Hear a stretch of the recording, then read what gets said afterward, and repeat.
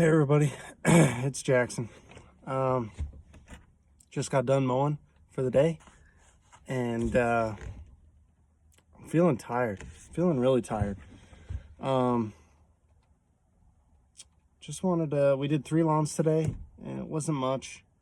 And thankfully, we finished pretty early because the rain has been off and on. It we had really big raindrops for like 30 seconds, and then now it's just barely starting to sprinkle. And it just feels like we've been fighting the weather all spring. I don't think we've ever had a spring this wet before. Every day I'm mowing, it seems like there's rain clouds coming over the mountain, and I can just stare at them as they're coming at us. And it's like, oh, we better hurry and mow because we're not going to finish in time, or we're going to have to quit. And thankfully, every single time, the Lord has waited to have it pouring rain until after we're done. So that is something that I'm grateful for. It does seem like there's a lot of things to be worried about.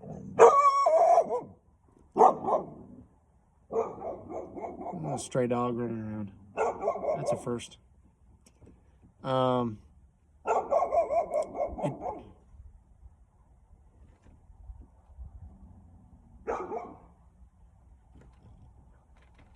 Dumb dog.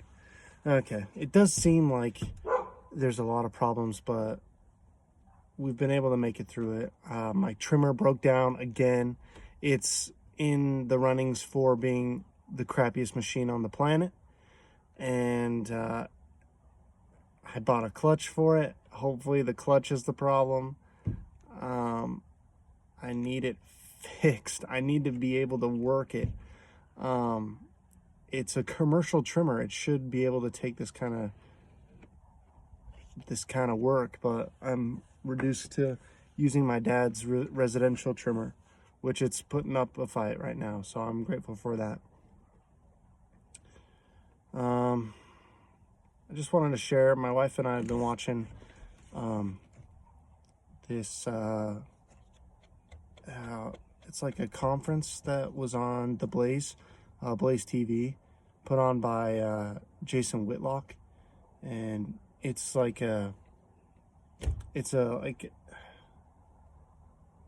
a men's gathering essentially, where they talk about duties of a man and what you're supposed to do to man up, and how you can support your family, and tips that they have, and scriptures that can help strengthen you.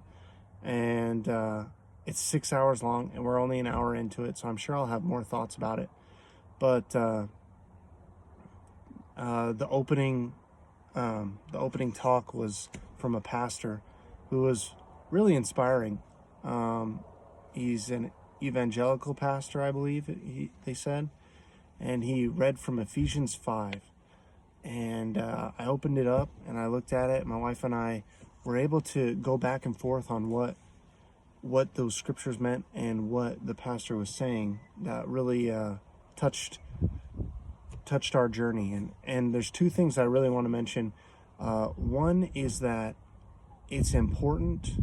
I could have just watched it on my own and have grown from that, but I think it's important that your spouse benefits from those things as well.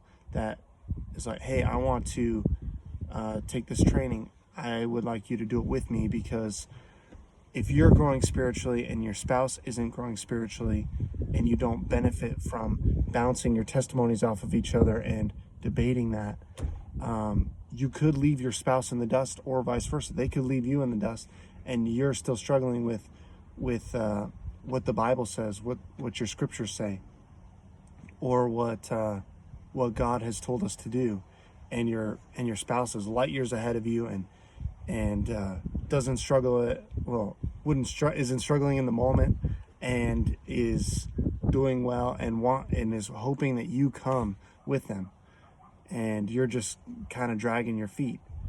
So I think it's important to grow, whether or not it's pertinent to what the the spouse needs. These dumb dogs, man. Because the second point that I have is you can't be a man. Oh my gosh. You can't be a man without your wife unlocking her full potential in her feminine side. And they talked about how that doesn't mean you need to be married per se, but as a married man, you should recognize that you can only be a true man when your wife is a true woman, and what that means to both of you and what that means to God. And I really clicked with that. I really enjoyed that part. I feel like I've tried to influence some things on my wife that maybe is just too masculine. And I've done things with my wife that I feel like maybe is a little feminine. And that's fine. But I need to focus on my role, and she needs to focus on her role. And we benefit with those together. I don't know how to explain it. They explained it really well, but I guess what I'm trying to say is, yeah, I've said, hey, I would like to go to the gym. Well, I don't want to go to the gym, first of all. I would like to work out and get a good body and benefit so that I can be a protector, be, someone that our boys can look up to. And my wife doesn't necessarily need to be that role. She can have the boys look up to her in a different way. She doesn't need to be jacked. I need to be jacked, So I guess what I'm trying to say is don't push your masculinity on your wife. Have it complement her, and she and her femininity will complement your masculinity. It's interesting. I'd love to hear what you guys think about that. It just made sense when they said it. And Ephesians 5 really brings into a good point. They talked about how when you get married, your wife should be the relationship that with you that Christ's relationship is with his church. And Christ gave his life for his church, for his followers, for his sheep. And essentially, the church is an extension of him. And so my wife is an extension of me. Her body is my body. I need to help take care of her in her ways. And I really appreciated that. I think that leads into the protector side of it, that I want to be more of a protector and help give provide what she needs to unlock her true self. So just wanted to share that. I know we're gonna watch another hour tonight, so I know I'm gonna have more to talk about it, but it does seem like the world is trying to bash on masculinity and keep men boys. And a true man takes responsibility for what he does and the people around him, and he helps them, and he is responsible for them. I think Shia LaBeouf said that when he grew up in an era where to be a man you had to go to jail or go to war or something, and he said, no, being a man is being responsible for other people and helping them. And I really liked that. So I'd love to hear what you guys think about that. My one tomorrow, also have a baptism tomorrow. I'm super excited. I'm gonna post some pictures of that if they let me. Super excited to have one of my friends' brothers join the fold of Christ and start the battle against Satan. It's a long road and it's a hard road, but it's the most rewarding thing you can do. So things are looking up. Things are looking up. It doesn't feel like it, but I know it is. And I know I'm growing, and that's what's important. So thanks for watching.